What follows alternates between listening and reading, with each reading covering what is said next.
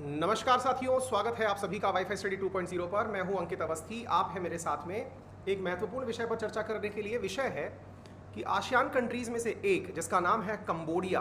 अगर आपको मालूम हो तो कमेंट बॉक्स में बताएं। यहाँ पर एक बहुत बड़ा मंदिर स्थित है, उस मंदिर का नाम क्या है। इस देश के अंदर चीन एक गुप्त नौसेना का ठिकाना बना रहा है। अब आप कहेंगे सर ऐसा भी क्या गुप्त हुआ जिसके बारे में आप भरी क्लास में तो डिस्कशन कर रहे हो, इस समय मीडिया के अंदर वो पूरी तरह तैर रहा है, तो फिर ऐसी भी क्या गुप्तपना रह गया। मतलब ये तो गुप्त रहा ही नहीं ना। मतलब आपके हिसाब से अगर ये सबको पता है तो फिर सर ये कैसी मजाक हो गई। क्यों? क्योंकि आप इसको गुप्त बता रहे हो। चलिए चर्चा करेंगे और इसके साथ साथ आपको ये भी बताएंगे कि क्या यह काम जो हो रहा है यह क्वाड के लिए चुनौती है। आइए सेशन के अंदर चर्चा करते हैं, बताने का प्रयास करते हैं जिसको गुप्त शब्द यूज में लिया जा रहा है ये अल्टीमेटली है क्या। देखिए, चाइना और कंबोडिया कुछ ऐसा कर रहे हैं जो कि भविष्य में पोर्ट निर्माण में काम आएगा। ये न्यूज़ तो सबके पास बाहर है, लेकिन एक अमेरिकी अखबार है जिसका नाम है वाशिंगटन पोस्ट, उसकी रिपोर्ट्स के हवाले से ये बात निकल करके आई कि चाइना जिस पोर्ट का निर्माण करने की बात कर रहा है असल में वो इसका मिलिट्री फैसिलिटी युक्त पोर्ट होगा। अच्छा, कुछ इस प्रकार से समझिए कि अगर मैं आपसे ये कहूँ कि आपके मतलब अपने इंडिया के अंदर कोई दूसरा देश आकर के इन्वेस्टमेंट कर रहा है, अब इन्वेस्टमेंट करके कोई फैक्ट्री बनाएगा, कोई कुछ बनाएगा, लेकिन अगर कोई आपसे ये कह दे कि जो निर्माण कार्य है वो असल में वेपन बनाने के काम आएगा या ड्रग्स बनाने के काम आएगा, तो निश्चित ही ये अपने आप में एक सरप्राइजिंग बात होगी। एग्जैक्टली ऐसा ही हुआ है। चाइना और कंबोडिया कहते हैं कि वो एक प्रोजेक्ट पर काम कर रहे हैं जिसमें पोर्ट बनाएंगे, लेकिन यूएस के अखबार वाशिंगटन पोस्ट का दावा है कि ये कुछ और नहीं अपितु मिलिट्री फैसिलिटी है। तो military presence will be in the northern portion of Cambodia, कि कंबोडिया के अंदर एक पोर्ट है जिसको सबको जानना चाहिए, जिसका नाम है रीम नेवल बेस। ये आपको इंपॉर्टेंट तरीके से याद रहना चाहिए क्योंकि भविष्य में आपके पॉइंट ऑफ व्यू से काफ़ी इंपॉर्टेंट रहेगा। क्यों इंपॉर्टेंट रहेगा? क्योंकि इंडो पैसिफिक क्षेत्र में हाल ही के अंदर इसके द्वारा जो रिसेंट पोर्ट्स बनाए गए हैं उनमें से जिबूती, और जिबूती के बाद में ये कंबोडिया वाला पोर्ट काफ़ी ज़्यादा मायने रखना चाहिए। ये किस लिए मायने और भी रखना चाहिए तो मैं ये बता दूं कि आपको जहां पर ये पोर्ट बनाया जा रहा है वो गल्फ ऑफ थाईलैंड के चोक पॉइंट पर है, यानी कि एक प्रकार से यूं समझिए कि ये एक तरह से गल्फ ऑफ थाईलैंड को ब्लॉक करने के काम में आएगा। हम जब चर्चा कर रहे हैं जिबूती और रीम नेशनल नेवल बेस की, तो इन्हें एक बार मैप से भी देखने का प्रयास करते हैं। ये देखिए, ये रहा अपना प्यारा भारत। इसके आप ईस्ट में जब चलते हैं तो आपको दिखाई देता है अंडमान निकोबार। अंडमान निकोबार के बगल में आपको अंडमान सी, और अंडमान सी से अगर मुझे चीन जाना है या अमेरिका जाना है तो मुझे जिस रास्ते से होकर निकलना पड़ेगा उसका नाम है स्ट्रेट ऑफ मलक्का, और स्ट्रेट ऑफ मलक्का से निकलते हुए मुझे रास्ते में एनकाउंटर करना होता है सिंगापुर से, और मैं यहाँ से होकर के साउथ चाइना सी के रास्ते होकर मैं इस प्रकार से पैसिफिक ओशन के माध्यम से होते हुए अमेरिका के टूर पर जा सकता हूँ। आपको जानना चाहिए कि दुनिया भर में लगभग 83,000 शिप यानी जहाज इस रास्ते से होकर के बाहर निकलते हैं। दुनिया का लगभग आधा जो भी जहाज के माध्यम से होने वाला व्यापार है, शिप के माध्यम से होने वाला जो ट्रांजिट है, वो इसी चौक पॉइंट से होकर के निकलता है। तो आप समझ सकते हैं कि इतना ही नहीं, इसके अलावा ये पूरा की पूरा ये जो एरिया है ये कितना महत्वपूर्ण है, ये आपको यहाँ से समझ में आ जाना चाहिए। ठीक है, इस रोड मैप को अगर आपने समझ लिया जो कि सी रूट है, तो अब मैं आपको यहाँ पर देश दिखाता हूँ जिसका नाम है कंबोडिया। पीयूष ने आंसर दे दिया है अंकोर वाट, बिल्कुल, बहुत बढ़िया। तो अब इधर देखिए, ये जो कंबोडिया है ना, इस कंबोडिया की राजधानी है फेमफेन। अब यहाँ पर आप देखिए कि इसके, अच्छा ये थाईलैंड है, तो थाईलैंड की खाड़ी को गल्फ ऑफ थाईलैंड बोला जाता है। इधर देखिए आप, ये थाईलैंड का बॉर्डर और ये वाला पूरा की पूरा एरिया जो है ना ये थाईलैंड हो गया। ठीक है, इस थाईलैंड के सामने वाला जो पानी हो गया ये थाईलैंड हो गया। थाईलैंड से हालांकि आपका फिलहाल कोई लेना देना नहीं होना चाहिए। इसके सामने वाला ये वाला जो पानी है ये थाईलैंड वाला पानी हो गया, यानी गल्फ ऑफ थाईलैंड हो गई। इस थाईलैंड में कंबोडिया के अंदर इस पर्टिकुलर स्थान पर रीम नेवल बेस बनाया हुआ है, ऑलरेडी है ये, मतलब एग्जिस्ट करता है, कंबोडिया का अपना है ये। इसी के पास में नज़दीकी क्षेत्र में चीन के द्वारा पोर्ट विकसित किया जा रहा है। अब आप पूछेंगे कि इसका क्या लॉजिक रहेगा, क्या फ़ायदा रहेगा। देखिए, टेक्निकली तो ये 565 नॉटिकल माइल दूर है सिंगापुर से, यानी कि इसकी दूरी काफ़ी ज़्यादा है, लेकिन साउथ चाइना सी के अंदर जहाँ पर वियतनाम और वियतनाम का किनारा ये वाला जो रास्ता है, यहाँ पर चीन की प्रेजेंस अपने आप में साउथ चाइना सी के अंदर चीन के आधिपत्य को दर्शाती है। मैं आपको ये बताना चाहूँगा कि भारत के पूर्वी किनारे पर साउथ ईस्टर्न देशों की संख्या अगर हम बात करें, जिन्हें हम आसियान देश के नाम से जानते हैं, उन आसियान देशों में ये जो कंबोडिया है, ये कंबोडिया चीन के इन दिनों काफ़ी नज़दीक आया है। वर्ष 2020 में इन दोनों ने एक दूसरे के साथ फ्री ट्रेड एग्रीमेंट किया है। और फ्री ट्रेड एग्रीमेंट के माध्यम से चीन का बड़ी मात्रा में सामान कंबोडिया भेजा जा रहा है। चीन के द्वारा यहां पर हाल ही में बिलियंस ऑफ डॉलर इन्वेस्ट किए गए हैं और उन्हीं इन्वेस्टमेंट की एवज में कंबोडिया से उसने यहां पर एक पोर्ट ले लिया है, ऐसा वाशिंगटन पोस्ट का दावा है। ठीक है, तो कहां पर लिया गया है? तो रीम नेवल बेस के पास में कंबोडिया में इस प्रकार से चाइना अपना बेस बना रहा है, जिसको चाइना डिनाई कर रहा है। अब जानकारी के रूप में यह जान लीजिए कि कंबोडिया में पहले अमेरिकी फोर्सेस भी उपस्थित हुआ करती थी और अमेरिका की अभी भी प्रेजेंस बनी हुई है।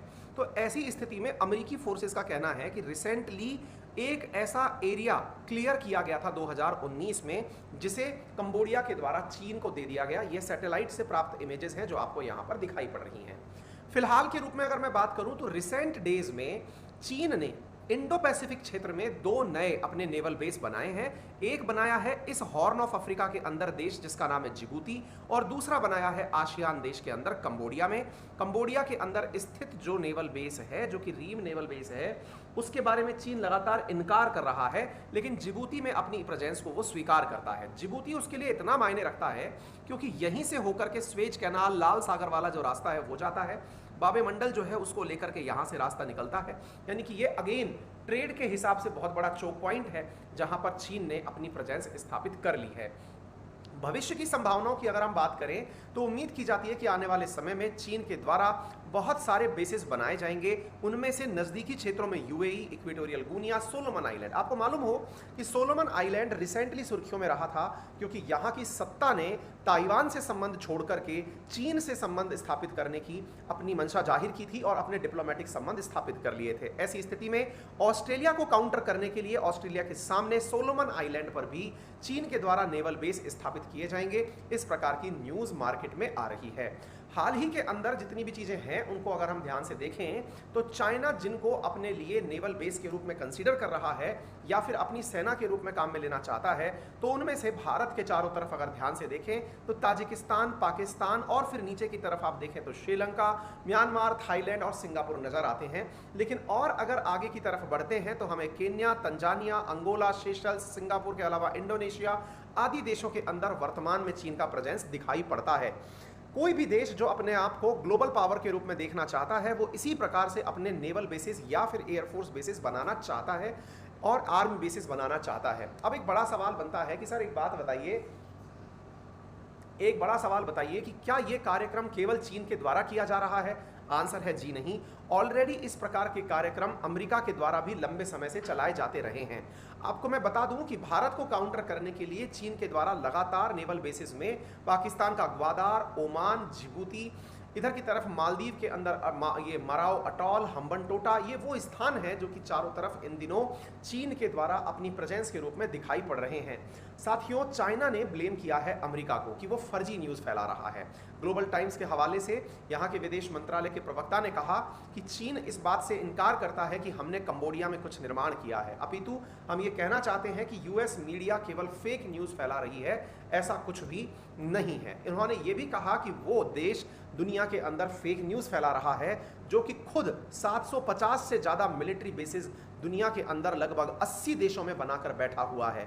एक ऐसा देश जो कि अमेरिका के अलावा 80 देशों में अपने बेस बनाकर बैठा है, वो दूसरे देशों के द्वारा अगर कोई भी कार्य अपनी सुरक्षा में किए जाएं तो उनका विरोध करता है, ऐसा इनके द्वारा कहा गया है। अगर आप जानना चाहें कि अमेरिका दुनिया की सुपर पावर कैसे है तो आपके सजेशंस में ये वीडियो आ जाएगा, अदरवाइज आप सर्च कर लीजिएगा। मेरे द्वारा कुछ समय पहले, लगभग 8 महीने पहले ये न्यूज़ पढ़ाई गई थी कि अमेरिका दुनिया की सैन्य महाशक्ति कैसे है। तो कारण जान लीजिए, उसका 80 देशों में 750 से अधिक सैन्य ठिकाने हैं, यही उसकी सबसे बड़ी नोबल सुप्रीमेसी क्रिएट करता है। ऐसी स्थिति में चीन के द्वारा इसी प्रकार के प्रयास किए जा रहे हैं ताकि दुनिया में वो एज ए सुप्रीम पावर बन सके और अपना आधिपत्य दुनिया के सामने स्वीकार करवा सके। बात करें कंबोडिया और भारत के संबंधों की, तो भारत ने कोरोना काल में कंबोडिया के अंदर लगभग 3.25 लाख कोविशील्ड के डोजेस क्वाड पार्टनरशिप के तहत भेजी थी। क्वाड के अंतर्गत कंबोडिया को अमेरिका भी काउंटर करता आया है, यानी कि इसको सपोर्ट करता आया है, और सपोर्ट के अंतर्गत भारत ने जिस प्रकार से इनकी मदद करी उसका भी कंबोडिया ने काफ़ी अच्छे से स्वागत किया है। आप यहाँ पर देख सकते हैं हमारी तरफ से देश के प्रतिनिधि कंबोडिया के अंदर जो अंगोर वाट का टेम्पल है, मैंने आपसे कहा था सबसे बड़ा टेम्पल जो है, जो कि वर्ल्ड का रिनाउंड मार्बल है, वहाँ पर घूमने भी हमारे देश के प्रतिनिधि गए थे। कहते हैं कि इस टेम्पल की मतलब जो विरासत है ये काफ़ी बड़ी है और यहाँ पर टेम्पल स्थित है, मतलब कुल मिलाकर बात ये है, ठीक है ना। तो यहाँ पर हमारे देश के कई राजनेताओं के द्वारा विजिट भी किया जाता रहा है। हाल ही में आपको मालूम हो कि टोक्यो के अंदर जो क्वाड की समिट हुई थी, उस क्वाड की समिट के अंदर IPEF नाम से इंडो पैसिफिक को ध्यान में रख करके इकोनॉमिक फ्रेमवर्क तैयार किया गया था, जिसमें 13 देश शामिल किए जाने हैं। उन देशों के अंदर आप यहां पर नोटिस कर सकते हैं कि IPEF के अंदर कंबोडिया नहीं है। इसका मतलब ये हुआ कि ये उस ग्रुप में है जहां पर चीन है। इसका मतलब ये हुआ कि कंबोडिया IPEF में ना होकर के क्वाड के प्रति अपनी एक तरह से समझिए कि आस्था व्यक्त नहीं कर रहा है। हालांकि अमेरिका इसे खूब सपोर्ट करता आया है, लेकिन कंबोडिया अब एक प्रकार से चाइना समर्थित जो RCE पे है, जिसमें भारत को भी बुलाया जा रहा था, रीजनल कॉम्प्रिहेंसिव इकोनॉमिक पार्टनरशिप, जिसमें एन मोमेंट पर इंडिया बाहर हो गया, ये उसमें जाकर के सेट हो रहा है। तो चाइना जो है यहाँ पर दुनिया भर के लिए एक एक्सपेंशनिस्ट थ्रेट बनता जा रहा है और इसके प्रसार में इन्होंने कंबोडिया जैसे देशों को फिलहाल के लिए पकड़ा है। फिलहाल के लिए इतना ही। यदि आपको जानकारी पसंद आई हो तो अपने सभी साथियों से जरूर शेयर करें। चैनल पर नए हैं तो सब्सक्राइब